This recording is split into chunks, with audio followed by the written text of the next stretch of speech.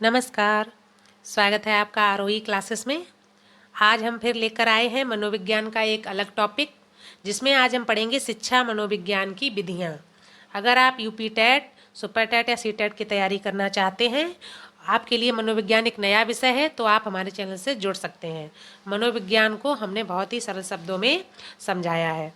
तो चलिए आज का जो टॉपिक है शुरू करते हैं इसको बिना समय गंवाए। मेथड्स ऑफ साइकोलॉजी यानी शिक्षा मनोविज्ञान की विधियाँ। अब शिक्षा मनोविज्ञान की जो विधियाँ हैं इसमें दो तीन तरीके की विधियाँ आ जाती हैं। इनको हम अच्छे से डिटेल में पढ़ेंगे, ठीक है। सबसे पहले निरीक्षण विधियाँ। तो निरीक्षण विधियाँ के अंतर्गत भी दो पार्ट्स आ जाते हैं। निरीक्षण विधियाँ को दो पार्ट्स में बांटा गया है, जिसमें अंतःदर्शन और बहिर्दर्शन, ठीक है। अंतःदर्शन और बहिर्दर्शन विधि। तो निरीक्षण विधियाँ जो होती हैं उनमें दो विधियाँ आ जाती हैं। कौन कौन सी? अंतःदर्शन विधि और बहिर्दर्शन विधि। तो निरीक्षण विधियाँ में दो विधियाँ कौन सी हो गई? अंतःदर्शन विधि और बहिर्दर्शन विधि, ठीक है। इन विधियों को हम डिटेल में पढ़ेंगे। तो इसके बाद आ जाती है प्रयोगात्मक विधि। कौन सी विधि? प्रयोगात्मक। निरीक्षण विधियाँ के दो पार्ट्स हो गए, अंतःदर्शन और बहिर्दर्शन। दूसरे में आ जाती प्रयोगात्मक विधि। तीसरी जो विधियाँ आ जाती हैं विवरणात्मक विधियाँ। अब विवरणात्मक विधियों के अंतर्गत कौन कौन सी आ जाती हैं? जीवन इतिहास विधि, विकासात्मक विधि, तुलनात्मक विधि, मनोविश्लेषण विधि, नैदानिक विधि और सर्वेक्षण विधि, ठीक है। तो ये हो गई हमारी शिक्षा मनोविज्ञान की विधियाँ। शिक्षा मनोविज्ञान की विधियाँ निरीक्षण विधियाँ, और निरीक्षण विधियाँ के दो पार्ट्स अंतःदर्शन विधि और बहिर्दर्शन। इसके बाद दूसरी हमारी आती प्रयोगात्मक विधियाँ, ठीक है। इसमें कोई पार्ट्स नहीं है। तीसरी विवरणात्मक विधियाँ, इसके कई पार्ट्स हैं, जैसे जीवन इतिहास विधि, विकासात्मक विधि, तुलनात्मक विधि, मनोविश्लेषण विधि, नैदानिक और सर्वेक्षण विधि, ठीक है। अब इनको हम अच्छे से डिटेल में पढ़ेंगे, आखिर इन विधियों के अंतर्गत किस तरीके से व्यक्ति का निरीक्षण किया जाता है। तो सबसे पहले हम पढ़ेंगे निरीक्षण विधियाँ, ठीक है। निरीक्षण विधियों में अंतःदर्शन विधि, ठीक है। निरीक्षण विधियों के अंतर्गत आ गया अंतःदर्शन, अंतःदर्शन विधि या आत्मनिरीक्षण विधि। इसको क्या कह सकते हैं? अंतःदर्शन विधि या आत्मनिरीक्षण विधि। अंतःदर्शन का मतलब होता है अपने अंदर देखना, ठीक है। इस शब्द को आप समझ लीजिए कि अंतर्दर्शन का मतलब क्या हुआ। तो अंतर्दर्शन का मतलब हो गया अपने अंदर देखना, अपने अंदर झांकना कि हम आखिर हैं क्या, ठीक है। तो इस चीज़ को जो जिस तरीके से देखा जाता है, समझा जाता है, तो ये अंतर्दर्शन विधि के अंतर्गत आ जाता है। तो अंतर्दर्शन जो विधि है ये सबसे प्राचीन विधि है। प्राचीन समय में अध्ययन की कोई अन्य विधियां नहीं थी, तो इसमें अंतर्दर्शन विधि का प्रयोग काफ़ी रूप में होता था। ज़्यादातर जो विधि का प्रयोग किया जाता अंतर्दर्शन का किया जाता था, और ये प्राचीन समय से प्रयुक्त होने वाली विधि है। कौन सी? अंतर्दर्शन विधि, ठीक है। तो अंतर्दर्शन जो विधि है इसके प्रतिपादन किसने किया है? संरचनावाद एक संप्रदाय है, संप्रदाय गेस्टाल्टवाद संप्रदाय है ना, संरचनावाद संप्रदाय। तो इसी तरीके से एक संरचनावाद संप्रदाय के जो जनक है, संप्रदाय के जनक कौन हो गए? William wound. अब यहाँ से देखिए दो क्वेश्चन इसमें बन जाए। अंतर्दर्शन विधि के जो जनक है कौन है? तो अंतर्दर्शन विधि दी है विलियम वुंड और उनके शिष्य टिश्नर ने। और इसके बाद अगर आ जाता है संरचनावाद संप्रदाय के जनक कौन है? तो विलियम वुंड और उनके शिष्य टिश्नर, ठीक है। तो ये अंतर्दर्शन विधि के अंतर्गत आ जाता है। अंतर्दर्शन विधि का मतलब क्या हो गया? अपने अंदर देखना, ठीक है, अंतर निरीक्षण करना। तो पहले क्या था, जैसे व्यक्ति अन्य नियम प्रतिपादित नहीं कर पाते थे, सिद्धांत अच्छे से नहीं दे पाते थे, तो जो सिद्धांत है इसी को माना गया अंतर्दर्शन विधि को। अंतर्दर्शन विधि अपने अंदर देखना और अपने कमियों को अपने बारे में बताना। तो ये जो विधि है ये किस तरीके से काम करती है कि व्यक्ति पूर्वाग्रहों से ग्रसित ना हो, पक्षपात ना करे व्यक्ति, है ना। व्यक्ति पूर्ण रूप से स्वस्थ हो, मानसिक रूप से स्वस्थ हो।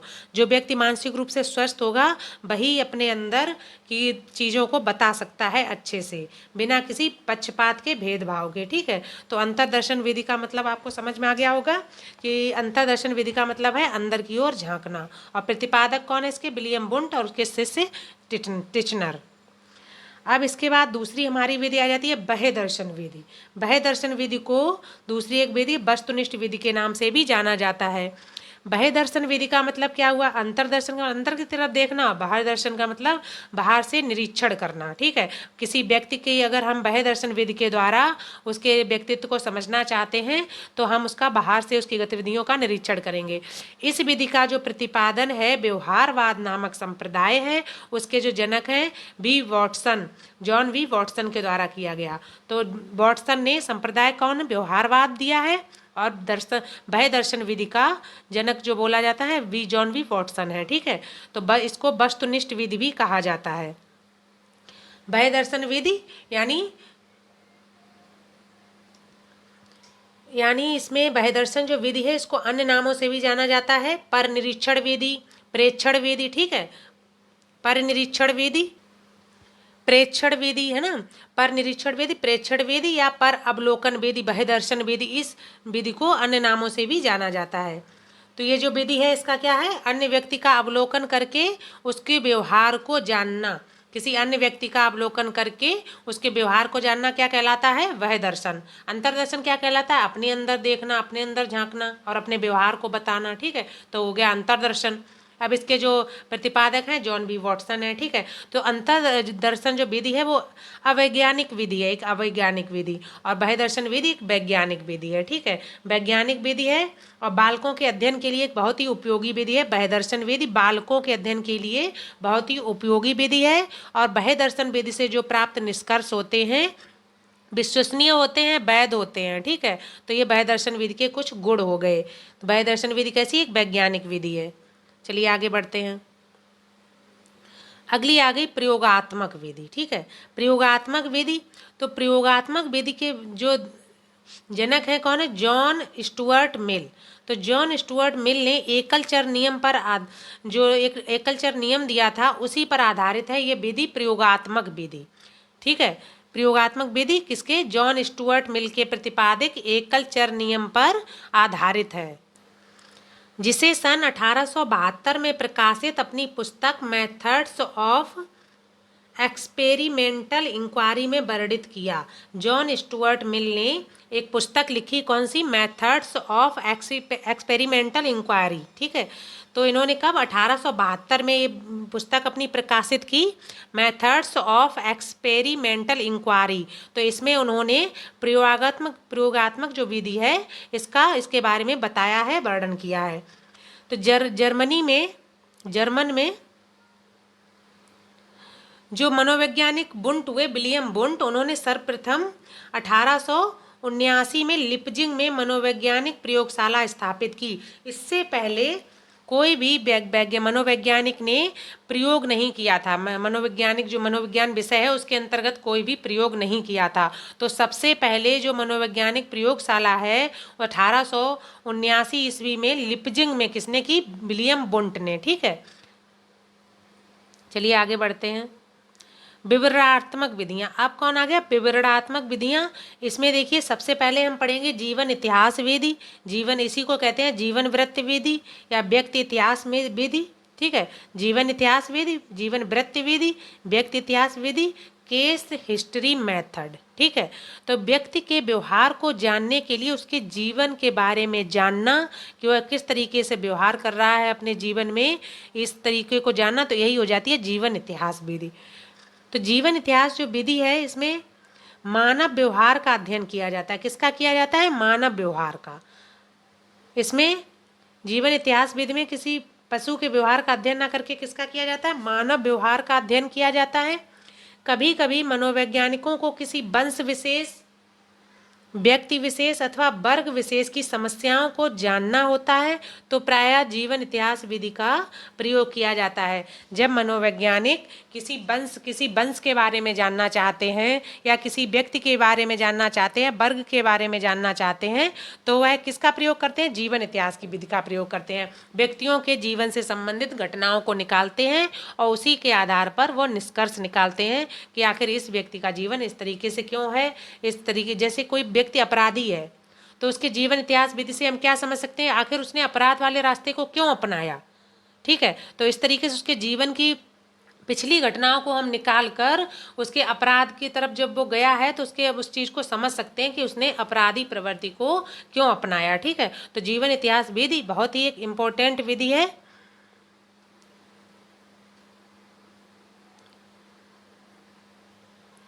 ठीक है, एक इम्पोर्टेंट विधि है। जीवन इतिहास विधि के कुछ गुण भी होते हैं, जैसे उपचारात्मक परामर्श निर्देशन की दृष्टि से सर्वोत्तम विधि है। अगर व्यक्ति को किसी बालक को उपचार देना है, निर्देशन करना है, परामर्श देना है, तो ये सबसे उपयोगी विधि है। कौन सी?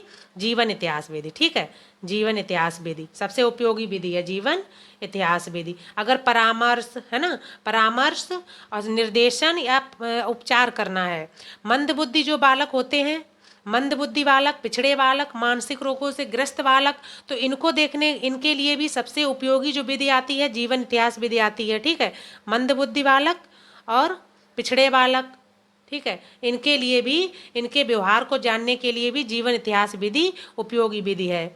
और इस विधि से जो निष्कर्ष निकलते हैं प्रायः वो विश्वसनीय निष्कर्ष होते हैं और मनोवैज्ञानिक विधि है। एक ऐसी एक मनोवैज्ञानिक विधि है, मनोवैज्ञानिक विधि है। ठीक है, कौन सी? जीवन इतिहास विधि। ठीक है, चलिए आगे बढ़ते हैं। विकासात्मक विधि, अगली कौन सी आ गई? विकासात्मक विधि।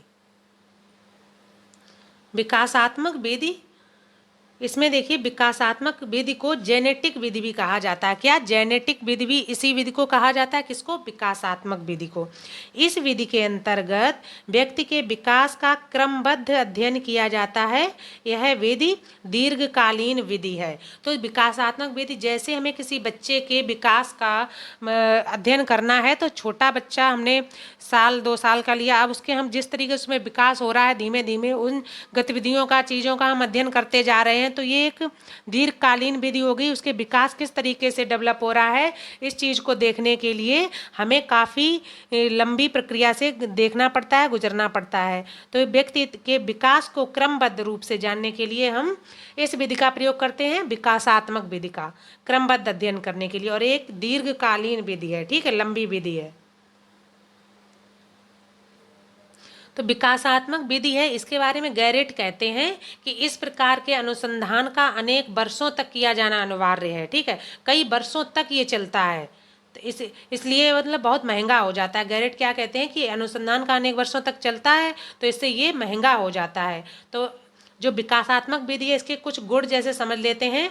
बालक के विकास के दोष, विकासात्मक दोषों को हम जानने के लिए किसका? विकासात्मक विधि का प्रयोग करेंगे। और विभिन्न अवस्थाओं के विकास को जानने के लिए भी विकासात्मक विधि का ही प्रयोग किया जाएगा। ठीक है, तो ये तो इसके गुण हो गए। दोष इसके क्या हो गए? ये दीर्घकालीन तक चलती है, तो धन, समय, श्रम सबकी यहाँ पर बर्बादी होती है। इस दृष्टि से खर्चीली विधि भी हो जाती है। ठीक है, तो चलिए अगली विधि देखते हैं हम, तुलनात्मक विधि।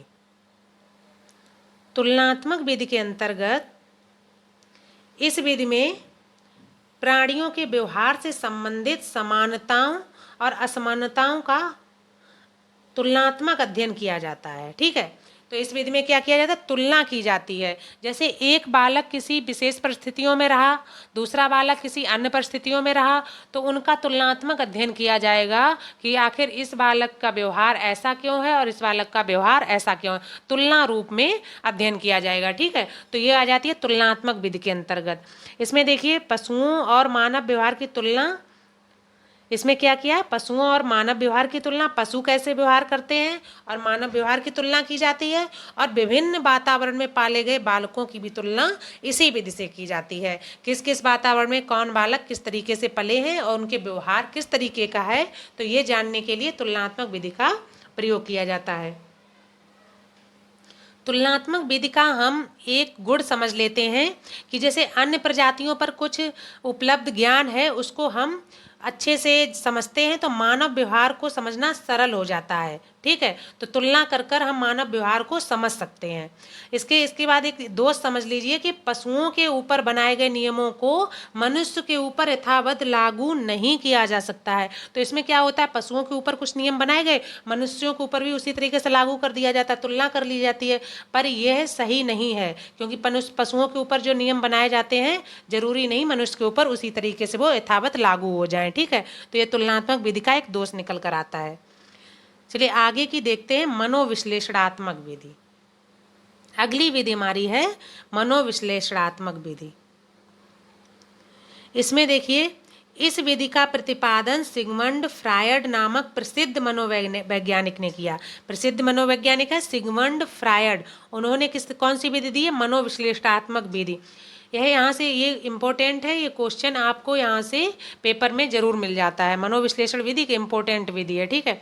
तो इस विधि का प्रतिपादन किसने किया, सिगमंड फ्रायड ने। फ्रायड के अनुसार व्यक्ति के अचेतन मन भी उसके व्यवहार को प्रभावित करता है। फ्रायड क्या कह रहे हैं, व्यक्ति का जो अचेतन मन है वह भी व्यक्ति के व्यवहार को प्रभावित करता है। तो मनोविश्लेषणात्मक विधि के अंतर्गत क्या किया जाता है, मनोविश्लेषणात्मक जो विधि है इसके अंतर्गत क्या किया जाता है कि व्यक्ति के अचेतन मन का जो होता है, अचेतन मन होता है, उसके अंतर्गत कुछ अतृप्त इच्छाएं रह जाती हैं। उन अतृप्त इच्छाओं को जानने के लिए, उनकी जानकारी प्राप्त करने के लिए इस विधि का प्रयोग किया जाता है। किसका, मनोविश्लेषणात्मक विधि। तो फ्रायड ने अचेतन, चेतन और अर्धचेतन 3 प्रकार के मन बताए हैं। ठीक है। तो फ्रायड ने क्या कहा, व्यक्ति का अचेतन मन भी उसके व्यवहार को प्रभावित करता है, और विधि किसने दी है, सिगमंड फ्रायड ने। चलिए आगे बढ़ते हैं। अगली विधि है हमारी नैदानिक विधि। ठीक है। नैदानिक विधि का प्रयोग व्यक्ति के व्यवहार की जटिलताओं का अध्ययन करने के लिए किया जाता है। नैदानिक विधि के अंतर्गत क्या, व्यक्ति के व्यवहार की जटिलताओं को देखा जाता है। ठीक है।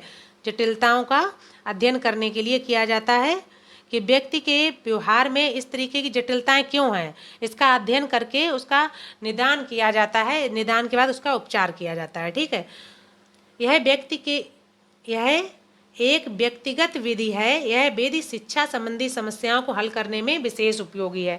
तो नैदानिक विधि का प्रयोग जो है यह व्यक्तिगत विधि है। ये व्यक्ति विशेष के ऊपर एक व्यक्ति का हम अलग से नैदानिक अध्ययन कर सकते हैं, और यह विधि है शिक्षा संबंधी समस्याओं को हल करने में विशेष उपयोगी है। कि अगर कोई बालक किसी विषय में कमजोर है तो वह क्यों कमजोर है, इस विषय को वह क्यों नहीं समझ पा रहा है, या किस तरीके से वह शिक्षा में पिछड़ता जा रहा है, तो इसमें हम किस विधि का प्रयोग करते हैं, नैदानिक विधि का प्रयोग करते हैं। ठीक है।